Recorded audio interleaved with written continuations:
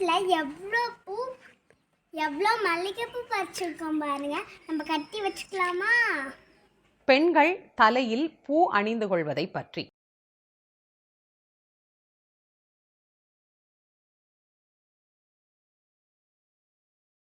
பெண்களுக்கு எத்தனையோ பெயர் இருந்தாலும் பூவையர் அப்படின்னு ஒரு பெயர் உண்டு. நம்முடைய நாட்டில் தான் தலையில பூ கட்டி வச்சிக்கிற வழக்கம் அப்படிங்கிறது இருக்கு.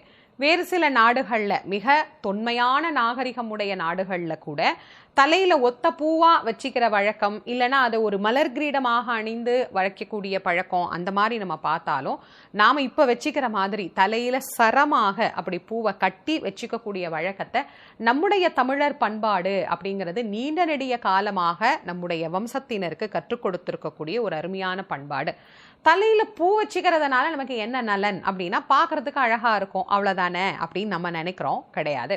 நம்ம பூ வச்சுக்கும் போது அந்த பூக்களில் இருந்து எழக்கூடிய வாசனை நமக்கே தெரியாமல் நமக்குள் பல மாற்றங்களை ஏற்படுத்துகின்றது. அப்படி என்னவெல்லாம் மாற்றத்தை நமக்கு தருது அப்படின்னா, முதல்ல கோபத்தை குறைத்து மன அமைதியை நமக்கு ஏற்படுத்துது.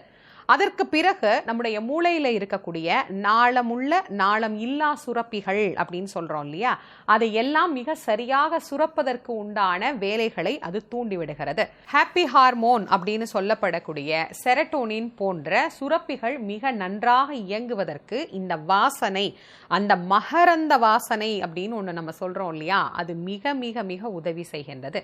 இது எல்லாத்துக்கும் மேல பூ வச்சிக்கும் போது இஎஸ்பி பவர் அப்படிங்கிறது பெண்களுக்கு அதிகமாக இருக்கு அப்படின்னு ஒரு சில ஆராய்ச்சிகள்ல சொல்றாங்க. அப்படின்னா என்ன?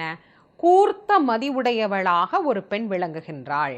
அதுதான் நம்ம ஒரு 4 பேர் நின்றுட்டு இருக்கிற ஒரு இடத்துல ஒரு பெண் நின்று கொண்டு இருக்கிற போது தூரத்துல இருந்து யாரோ பாக்குற மாதிரி தெரியுது அப்படின்னு பார்த்தா அங்க யாராவது ஒருத்தவங்க பார்த்துட்டு இருப்பாங்க. ஆமா, அதாவது அந்த 4 பேர்ல இவளுக்கு மட்டும் ஏதோ ஒரு விஷயம், எங்கேயோ இருந்து யாரோ நம்மளை பார்க்குறாங்க அப்படிங்கிற அந்த ஒரு உணர்வு ஏற்படும்.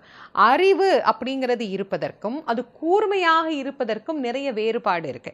பெண்ணறிவு நுண்ணறிவு அப்படின்னு ஒரு வார்த்தை சொல்லி நம்ம எல்லாருமே கேட்டிருப்போம். அதுதான் கூர்த்த மதி அப்படின்னு சொல்றது.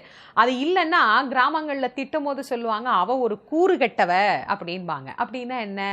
கூர்த்த மதி இல்லாதவள் அப்படின்னு அர்த்தம். அப்போ பெண்களுக்கு அந்த கூர்த்த மதியையும் நிதானத்தையும் பொறுமையையும் மகிழ்ச்சியையும் தரக்கூடியது மலர்கள். அப்படின்னா அந்த மலர்களை நம்ம சூடிக்கணும், அதற்காக அதை நாம அன்றாடம் வச்சுக்கணும் அப்படின்னு பெரியவங்க மறைமுகமா நமக்கு அன்னைக்கு சொன்னாங்க.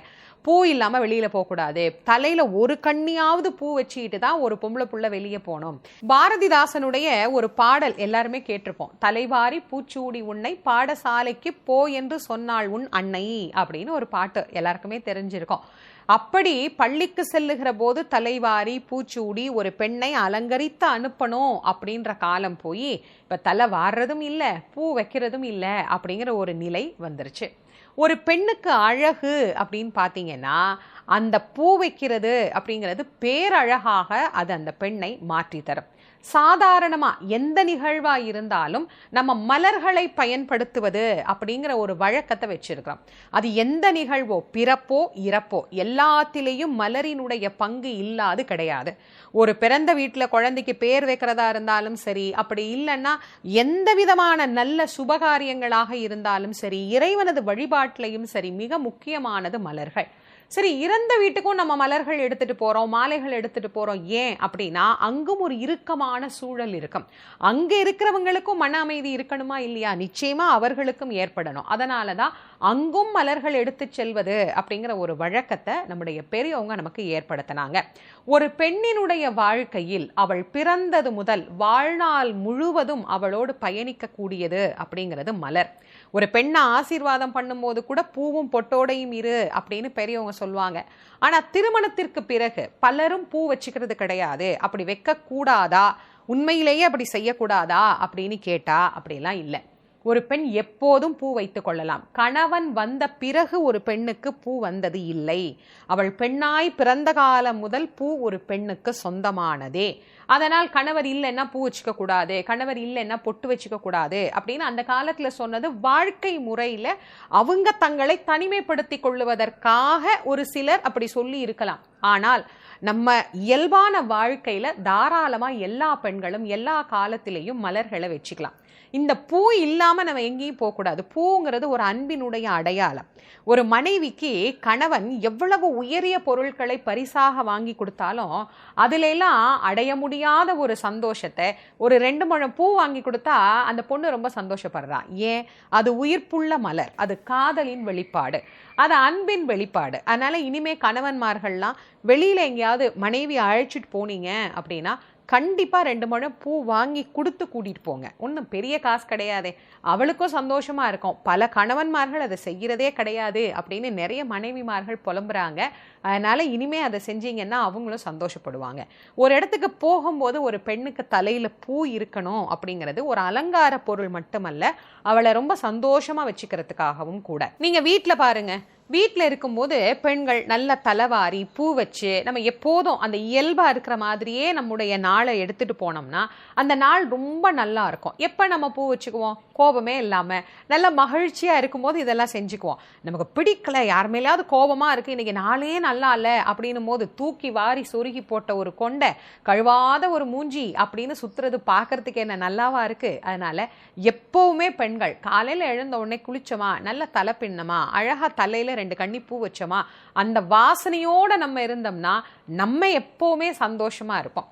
இந்த தலையில பூ வச்சுக்கிறது கூட இன்னைக்கு இருக்கக்கூடிய இளம் பெண்களுக்கு ஒரு பெரிய கிளாஸ் எடுக்கிற மாதிரி போச்சு. இல்ல வேணாம், இந்த ட்ரெஸ்ஸுக்கு நல்லா இருக்காதே, நாங்க வச்சுக்க மாட்டோம், நாங்க வேணும்னா வச்சுக்கிறோம், இந்த மாதிரி எல்லாம் அவங்களுக்கு நிறைய சொல்ல வேண்டியதா இருக்கு. அதனால இளமையிலிருந்து பிள்ளைகளுக்கு இது ஒரு அழகு, இது ஒரு ஆபரணம் அப்படிங்கிற மாதிரி அந்த குழந்தைங்களுக்கும் அதை நீங்க பழக்கிட்டே வரணும். அது மாதிரி இந்த ஆட்டிசம் சைல்டுன்னு சொல்றாங்க இல்லையா, அதுல பெண் குழந்தைகளுக்கு தலையில பூ வச்சிங்க அப்படின்னு சொன்னா அந்த பெண் குழந்தைகளுக்கு அந்த அறிவுத்திறன் இன்னும் மேம்படும். ஆண் குழந்தைங்களா இருந்தா அம்மாமார்கள் பூ வச்சுக்கோங்க. அந்த குழந்தைங்களுக்கு அந்த வாசனை கிடைக்கிற போது அவர்களுக்கு இன்னும் ரொம்ப வேகமா அவர்களினுடைய மன அழுத்தத்திலிருந்து அவங்க நீங்கி நல்ல ஒரு வளர்ச்சியை அந்த குழந்தைங்களுக்கு கொடுக்கும். எப்பயுமே ஒரு வாசனை நிறைந்த இடத்துல நம்ம இருந்தோம் அப்படின்னா அப்போ ஏற்படக்கூடிய அந்த மன மகிழ்ச்சி ஒரு எல்லை இல்லாதது அப்படின்னே சொல்லலாம். இப்போ இந்த பூ வைக்கிறத பத்தி சொல்லும்போது, அம்மா நீங்க நல்லா அழகா பூ வைக்கிறீங்களே, உங்களை பார்த்து நாங்க அந்த பூ வைக்கிறத கத்துக்கிட்டோம் அப்படின்னு நிறைய பேர் சொல்றீங்க. எனக்கு ரொம்ப சந்தோஷமா இருக்கு. ஒரு பெண்ணுக்கான அழகு அப்படிங்கிறதுல நம்ம வரிசைப்படுத்திக்கிட்டே வரும்போது இந்த பூவுல எவ்வளவு சிறப்புகள் இருக்கு அப்படிங்கிறது நமக்கு தெரியுது இல்ல. அப்போ அந்த பூ மேல எல்லாருக்கும் தானே விருப்பம் இருக்கும். அதிலும் நான் பிறந்தது மதுரையில. எங்க ஊர்ல ரொம்ப விசேஷமானது மல்லிப்பூ. மதுரை மல்லிக்கு இருக்கிற மாதிரி வாசனை வேற எந்த பூவுக்கும் இருக்காது இல்லையா. அதுல எனக்கு ஜாதிப்பூ ரொம்ப பிடிக்கும்னு நான் அடிக்கடி நிறைய பதிவுகள்ல கூட நான் சொல்லியிருக்கேன். இந்த பூ இப்படித்தான் வைக்கணும் அப்படிங்கிற ஒரு முறையை நான் ரொம்ப காலமா பின்பற்றிக்கிட்டே இருக்கேன். பூ இல்லாம மேடைக்கு வர்றதில்லை. எப்படியாவது பூ இறைவன் எங்கிருந்தாவது கொடுத்துருவார். சில நேரங்கள்ல இந்த லாக்டவுன் டைம்ல பூ கிடைக்காதப்போ ஒரு சில வீடியோல பூ வைக்காம பேசினதே நிறைய பேர் அம்மா பூ இல்லாம நீங்க பேசுறது பார்க்கறதுக்கு நல்லாவே இல்லை, எப்படியாவது கொஞ்சம் பூ வாங்கிருங்க, பூ வாங்கி கண்டிப்பா வச்சுட்டு பேசுங்க அப்படின்னு நிறைய பேர் சொன்னாங்க. ஏன்னா அவங்க அந்த தோற்றத்தோட பார்த்ததால. இன்னும் நிறைய பேர், அதாவது என்னை போல பேசக்கூடிய பேச்சாளர்களும் சரி, பாடுறவர்களும் சரி, நிறைய பேர் என்கிட்ட பேசும்போது சொல்லுவாங்க, சகோதரி நீங்க இவ்வளோ அழகா பூ வைக்கிறீங்களே, எப்படி இந்த மாதிரி வைக்கிறீங்க, இதை வைக்கும்போது இதுல ஏதாவது விஷயம் இருக்கா? அப்போ நான் அவங்களோட இந்த மாதிரி விஷயங்கள்லாம் பகிர்ந்துக்குவேன். இது எல்லாரும் வைக்கணும் கண்டிப்பாக.